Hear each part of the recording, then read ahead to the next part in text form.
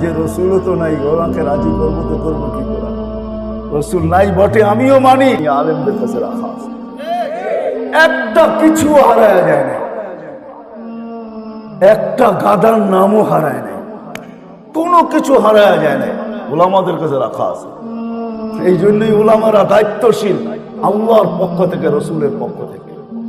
নাইলে আপনি মনে করেন যেই শহরে অটো চালায় 1000 টাকা কামানো কোনো ব্যাপার না, ব্যাপার?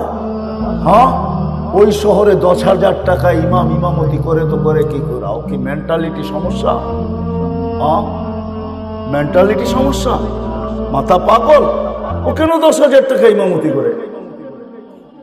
বুঝান আমাকে, কেন করে? যেই শহরে অটো চালাইলে 1000 টাকা ডেলি কামানো যায়। অটো চালাইতে তো অক্সফোর্ডের ডিগ্রি লাগে না, ঢাকা ইউনিভার্সিটির মাস্টার্স করতে হয় না।